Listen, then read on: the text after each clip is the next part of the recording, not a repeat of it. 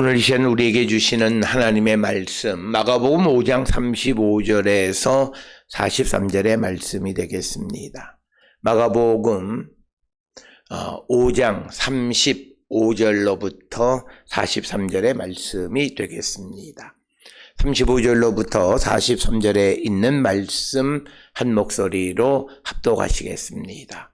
아직 예수께서 말씀하실 때에 회당장의 집에서 사람들이 와서 회당장에게 이르되 당신의 딸이 죽었나이다. 어찌하여 선생을 더 괴롭게 하나이까?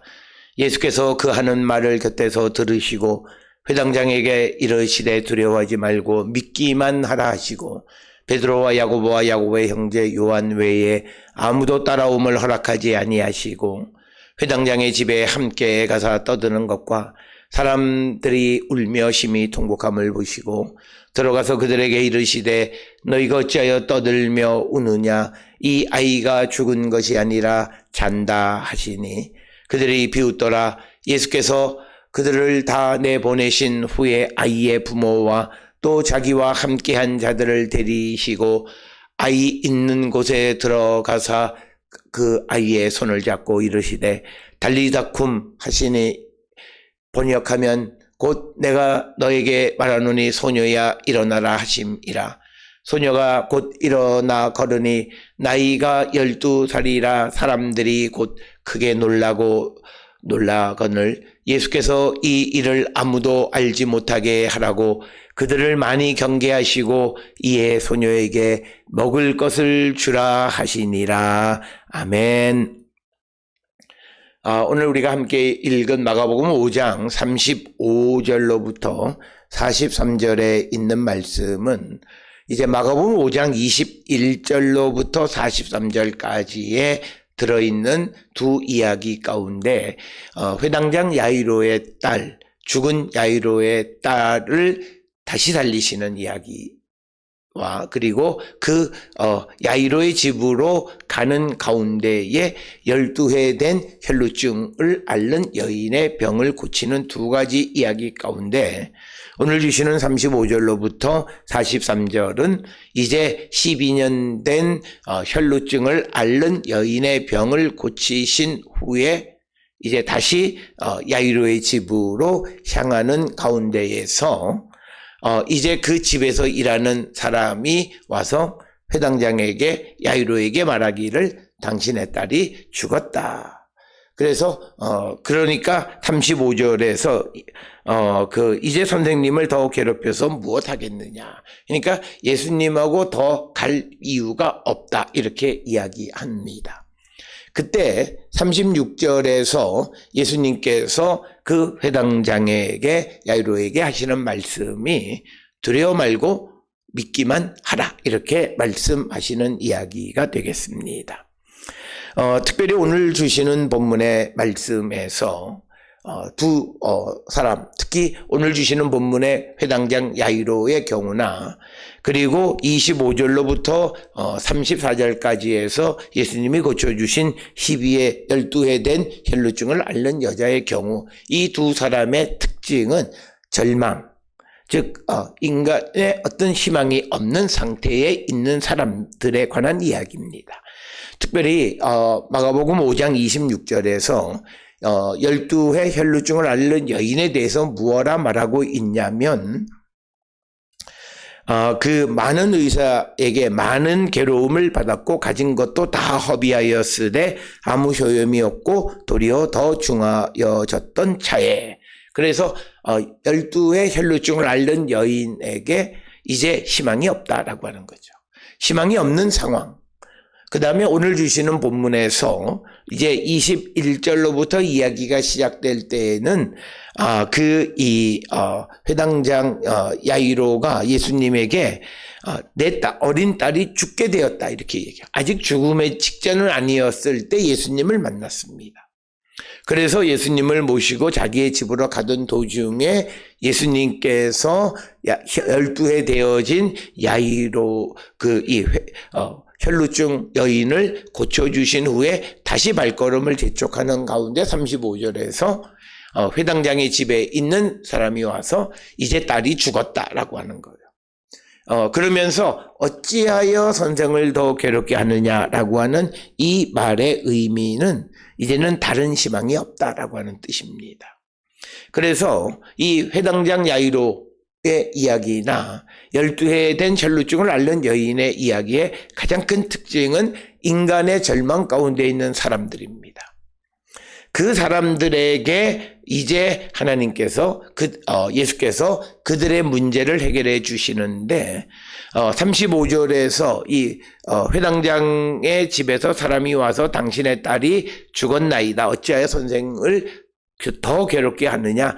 선생님 모시고 와야 소용이 없다. 이렇게 말하는 상황에서 36절에서 예수님이 그 하는 말을 곁에서 들으시고 회당장에게 이르시되 두려워하지 말고 믿기만 하라. 이렇게 말씀하십니다. 오늘 주시는 이 이야기의 핵심은 우리가 믿음을 갖고 살아가는 사람들에게 꼭 가져야 할 인간의 절망은 하나님의 기회다라고 하는 거예요. 우리가 이거를 꼭 기억하셔야 돼요. 인간의 절망이 하나님에게는 기회예요.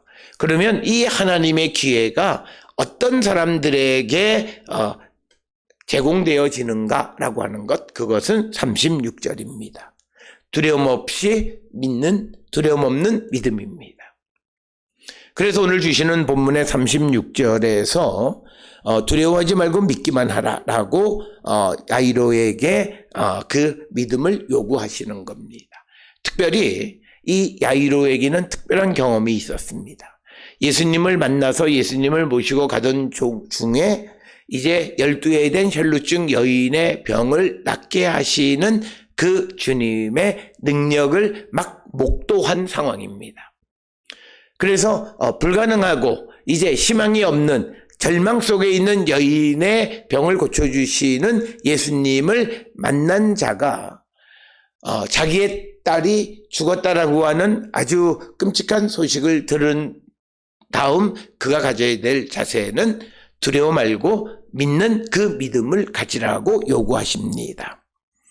따라서 오늘 주시는 이 본문을 통해서 두 가지 이 기적의 병을 고치시는 이야기, 즉 회당장 야이로의 딸, 죽은 딸을 고치는 이야기와 12해 된 혈루증 여인의 병을 고치는 이야기 두 가지가 왜 같이 겹쳐서 등장하느냐라고 하는 것은 예수께서 다른 사람에게 베풀어 주신 치유의 은총을 통해서 그 능력이, 그 이적이 내게도 나타남을 두려워하지 말고 의심하지 말고 믿으라는 거예요. 그래서 우리가 성경에 보면 예수님께서 수없이 많은 이적을 행하시고 또 많은 병자, 귀신 들린 자들을 고치십니다. 뿐만 아니라 예수의 제자들도 예수님으로부터 권능을 받아서 귀신을 쫓아내거나 병든 자의 병을 고치는 이적을 행합니다. 그런 것을 우리가 읽거나 또는 주변에서 체험하는 그 자들에게 그것을 주시는 이유는 뭐냐면 다른 사람에게 나타난 하나님의 이적이 나에게도 나타남을 믿는 믿음을 가지라는 거예요. 그래서 성경에 제시되어 있는 여러 가지 예수께서 병자들을 고치고 이적을 베푸시는 그 이야기를 통해서 내게 닥쳐 있는, 내게 지금 벌어지고 있는 일들에 대해서 두려워 말고 믿는 믿음을 가지라는 겁니다.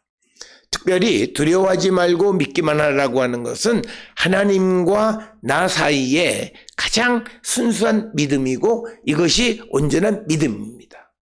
두려워하지 않는 것은 내게 벌어져 있는 모든 일들은 하나님은 충분히 해결하실 수 있는 분이고 그 모든 것이 하나님에 의해서 되어진 것임을 인정하는 삶을 살아가는 것. 그럴 때 우리는 두려워하지 않고 하나님께서 그 일을 어떻든지 간에 해결해 주시는 분이시다라고 하는 겁니다.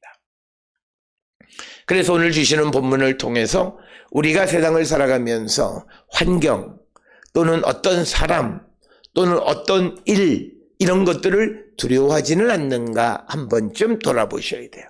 어쩌면 우리는 세상을 살아가면서 두려운 것이 너무나 많아요.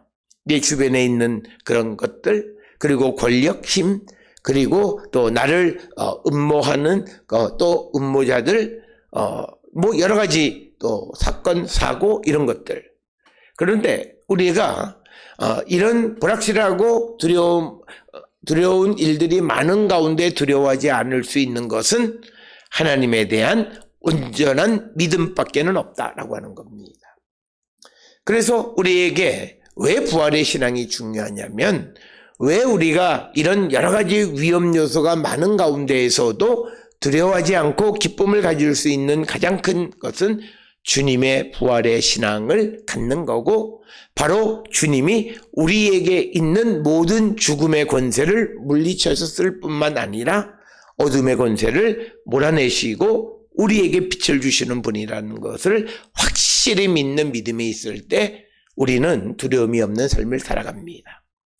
많은 사람들 가운데 두려워하지 말라라고 말하면 어떻게 그 상황에 두려워하지 않는가? 그리고 또 어떤 이들은 이 경우를 경험하지 않았기 때문에 저런 소리 한다, 이런 말들을 하는데 그건 틀린 이야기입니다. 그건 믿음이 없는 겁니다. 우리가 이사야서에 보면 두려워 말라라는 말이 있습니다. 그래서 전문적으로 이 두려워 말라를 뭐냐면 하나님의 구원 선포라고 말합니다. 구원 신탁, Salvation Oracle이라는 전문 용어를 사용합니다. 그 말은 뭐냐면 두려워하지 않는 그것은 하나님의 구원을 믿기 때문입니다. 그래서 내가 하나님의 구원을 믿지 못하면 상황의 현실을 살아가는 모든 인생의 길이 두렵습니다. 염려하고 걱정하고 뭐 그런 거죠. 그래서 오늘 주시는 본문의 말씀에서 지금 이 회당장에게 벌어진 것은 딸이 죽었다라고 하는 것, 얼마나 비통하고 애비의 심정으로 얼마나 힘든 순간이었겠습니까만, 그때 예수께서는 두려워 말라, 믿기만 하라. 그러면서 여기서 말하는 믿기만 하라고 하는 것에 대한 믿음, 다른 것이 없는데 그건 바로 회당장이 처음 예수님에게 와서 엎드려 말할 때 내 어린 딸이 죽게 되었으니 오셔서 그 위에 손을 얹으사 그로 구원을 받다 살게 하소서라고 말씀했습니다. 그래서 그 믿음을 가지라는 거예요. 그래서 지금 내가 네가 그렇게 신앙을 고백했을 뿐만 아니라 12해 된 여인의 병을 고쳐주는 걸 눈으로 보지 않았느냐. 그런데 너의 딸이 죽었다는 말을 들었지만 이제 내가 가니 두려워하지 말라는 거예요. 주님이 함께 하시니 두려워하지 말라는 거예요. 특별히 오늘 주시는 본문에서 예수님께서 회당장 야이로의 부탁을 들으시고 그에게 가는 건 뭐냐면 이미 그 딸을 살리시겠다는 것이고, 이미 그 딸은 주님의 표현을 하지 않았지만 이미 그 딸은 산 거나 다름이 없습니다. 그런데 상황은 정반대로, 그래서 그 딸이 죽었다라는 비보를 겪게 되어졌을 때 예수님은 그 회당장에게 두려워하지 말고 네가 처음 가졌던 믿음, 그리고 지금 이 길 가운데에서 보았던 믿음을 가지라. 내가 같이 있지 않느냐. 두려워하지 말라라고 하는 것을 말하고 있습니다. 따라서 우리가 주님이 나와 함께 임마누엘의 신앙, 주님이 내 안에 내주에 계시다라고 하는 주님의 임재를 믿는다면 우리는 이 세상에서 무엇도 두려워할 것이 없습니다. 만약 내가 두려워하면요, 그건 믿음이 없는 거예요. 사람이기 때문에 그런 것이 아니라 내가 믿음이 없는 거예요. 물론 믿음이 없는 사람들은 다 두려워해요. 그런데 내가 정말 주님에 대한 믿음을 가지면 두려움을 두려워하면 그는 하나님의 구원을 받기가 어렵습니다. 그래서 오늘 주시는 36절에서 예수께서 회당장 야이로에게 부탁하시는 말씀은 두려워하지 말라라고 하는 거예요. 그래서 이 두려워하지 말라라고 하는 말은 히브리어로 알티라, 이거는 하나님의 구원의 신탁. 그래서 내가 어떤 일을 두려워하면 이미 진 겁니다. 그래서 우리는 두려워하지 말고 나와 함께 계시는 주님이 이 일을 해결하시고 죽은 자를 살리시는 것임을 우리가 믿는 그 믿음을 가져야 함을 강조하는 것이 오늘 주시는 일이고, 그래서 오늘 주시는 본문에서 예수님은 37절에서 딱 세 사람의 제자 베드로, 야고보의 형제 요한을 데리고 다른 사람들의 따라옴을 허락하지 않으셨다라고 하는 겁니다. 우리는 항상 신앙에서 가까이 그리고 많이, 이게 중요하다고. 그런데 그게 아니에요. 정말 우리가 믿음 안에서는 본질적인 질적인 것을 따지시는 분이 주님이세요.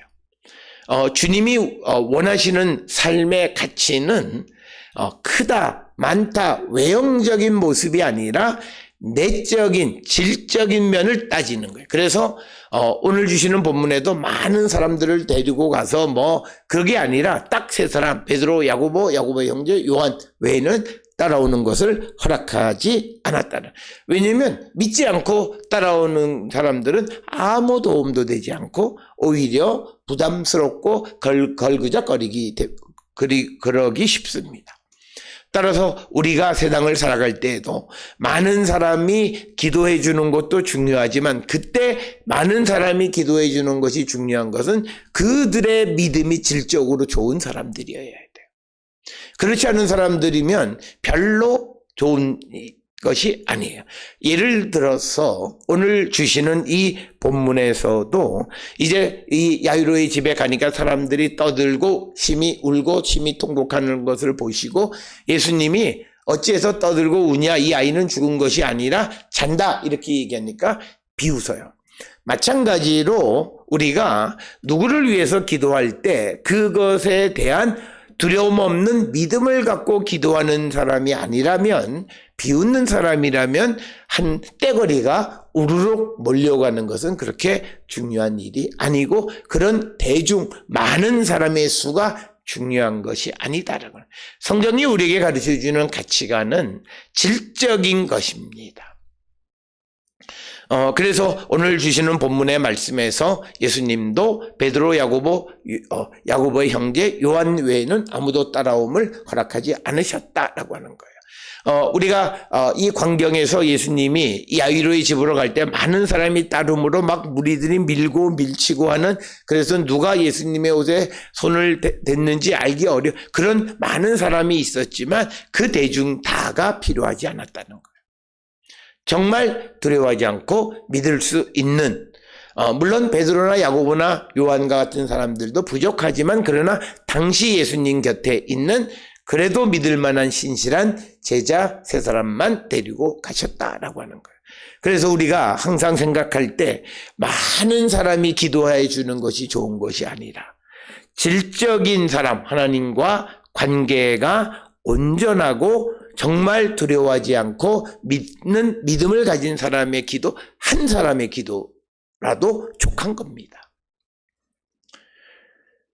그래서 우리가 목사들이 목회할 때 목사들의 믿음의 동역자들이 있어요. 대부분은 배우자들이거나 혹은 교회의 권사님들. 그런데 그 믿음의 동역자들은 바로 두려워하지 않고 묵묵히 기도하는 기도의 동역자들입니다. 그 사람 한 사람만 있어도 돼요. 그래도 그 교회는 제대로 굴러가는 거예요. 그래서 오늘 주시는 본문의 말씀에서도 예수님이 세 사람을 데리고 가셨는데, 하필이면 왜 세 사람을 왜 데리고 가셨느냐? 사실 이들을 데리고 가지 않아도 돼요. 그런데 예수님이 데리고 가신 이유는 죽은 자를 살린 일에 증인이 필요했을 것으로 추정합니다. 왜 데리고 갔다 이런 이야기는 없어요. 그러나 예수께서 정말 죽은 야이로의 딸을 어떻게 살리신가를 볼 수 있는, 증언할 수 있는 증인이 필요했던 것으로 우리가 생각되어지고, 38절에 회당장의 집에 가니까 떠드는 사람, 또 울고 심히 통곡하는 많은 사람들이 있어요.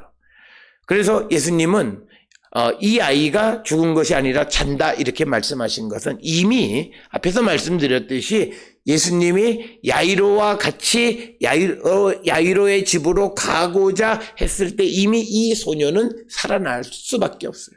살리신 거, 그때 산 거예요. 그런데 그 가는 가운데 예수님이 다른 사람을 고쳐주느라고 지체하는 거예요. 그래서 우리가 가끔은 내일이 급한데 목사가 왜 이렇게 더디냐라고 생각하는, 그게 중요한 게 아니에요.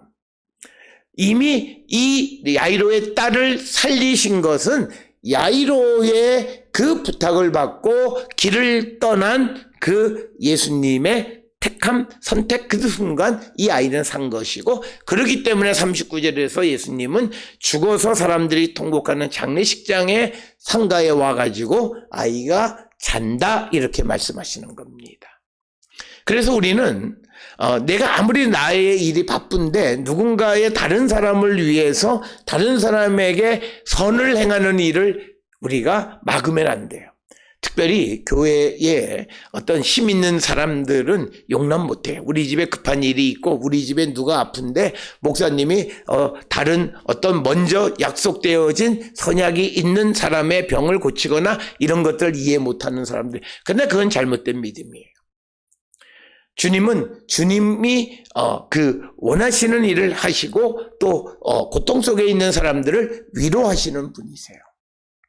그렇기 때문에 당장 지금 이 예수님이 이 가버나움의 회당장 야이로의 딸을 고치는 것은 어쩌면 그 가버나움에서 일하시기가 매우 편해요. 왜? 거기에 가장 존경받는 사람 야이로의 그 고통을 해결해 주셨다면 그 이후에 예수님의 행적은 매우 수월했을 거예요. 그러나 그 권력자의 문제를 해결하러 가다가 다른 어떤 불쌍한 사람을 만났을 때 외면하지 않으시는 주님이세요. 이 정신을 우리가 잊어버리면 안 된다라고 하는 것입니다. 그러면서 이제 그 집에 갔을 때 사람들이 떠드는 거 보시고 아이가 죽은 것이 아니라 잔다 말씀하세요. 앞에서 여러 차례 말씀드렸듯이 예수님께서 야이로의 부탁을 받고 이제 그와 함께 갈 때 이미 이 아이는 산 거예요. 주님이 결정하신 거예요. 내가 가서 이 아이에게 손을 대서 이 아이의 병을 낫게 하겠다라고 결정하신 거예요. 이미 그때 이 아이는 산 거예요. 그런데 오다 보니까 이 아이가 죽었다 그러는 거예요. 그런데 예수님은 그 죽은 것이 아니라 잔다라고 말씀하십니다. 예수님이 그렇게 말씀하시니까, 그런데 예수님이 이 아이가 죽은 것이 아니라 잔다는 것은 확신에 찬 말씀이에요. 그랬더니 40절에 그 주변에 있던 많은 사람들이 비웃어요. 지금 자기들이 온 곳 뭐냐면 이 아이가 죽었다는 소식을 듣고 조문하러 온 거예요. 그러니까 내 선택이 옳다라고 주장하는 거예요. 그런데 사실은 예수님이 이 아이가 죽은 것이 아니라 잔다고 말하면 그 말에 환호해야 돼요. 왜? 내가 야이로의 집에 그 딸이 죽었다는 소식을 듣고 그 집에 조문하러 왔지만 그 아이가 죽은 것이 아니라는 말을 들으면 기뻐해야 돼요. 그런데 그 말을 비웃어요. 그렇다면 이 집에 조문하러 온 이 주변 사람들의 마음은 정말 야이로에게 근본적인 기쁨이 무엇인가? 내가 가서 슬픔 속에 있는 야이로를 만나서 위로하는 그것이 아니라 정말 그를 슬프게 하는 죽은 딸이 안 죽었다라고 하는 것보다 더 기쁜 소식은 없어요. 그런데 그 기쁜 소식을 전하니까 예수님에 대해서 비웃었다라고 하는 거죠. 우리가 믿지 못하더라도 야이로에게 참 잘됐다. 참 그렇게 됐으면 좋겠다. 이런 마음을 그렇지 않아요. 내가 선택한 선택의 옳음을 통해서 옳다라고 하는 그런 어떤 자기 주장 속에서 타인의 고통이 지속돼야 돼요. 그러니까 예수님 비웃었다는 것은 그 이들의 생각에 이 아이는 죽었다는 거예요. 그 아이가 살아나면 안 돼요.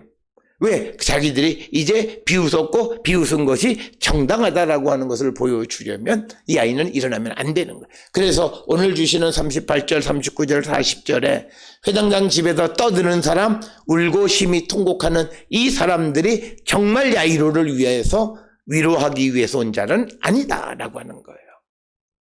오늘 우리가 살고 있는 이 시대에도 마찬가지예요. 어떤 상가에 누가 조문을 하거나 하지만 그러나 정말 그에게 하나님의 능력이 나타나서 그가 살아나는 것을 정말 바라느냐. 어쩌면 야이로의 집에서 야이로를 형식적으로 위로하는 사람들의 반응과 같을 수 있어요.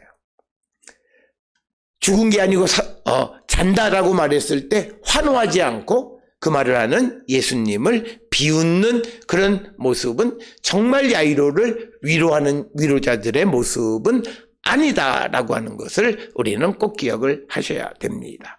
그러니까 예수님의 능력을 전혀 믿지도 않는 사람들의 이런 말을 하니까 예수님은 다 내버려 필요 없다는 거예요. 예수의 능력을 믿지 않는 사람 다수가 있는 거, 기도하는 척하는 거, 그거 중요하지 않다는 거예요. 그러니까 정말 예수님은 예수의 세 사람의 제자, 이들은 예수님에 대해서 가까이 하는 모든 것을 보았기 때문에 베드로, 야고보, 요한은 예수의 능력을 믿을 수밖에 없고, 또 그리고 이 야이로와 야이로의 아내는 자녀를 생각하는 부모의 마음은 그가 살아나기를 진실히 바라는 거죠. 그리고 예수의 제자들은 예수님, 우리 선생님이 하시는 일이 성공적으로 되어지기를 바래요. 그러니까 지금 이 광경 속에서 이 아이가 살아나기를 원하는 딱 그 마음을 가지고 있는 6사람.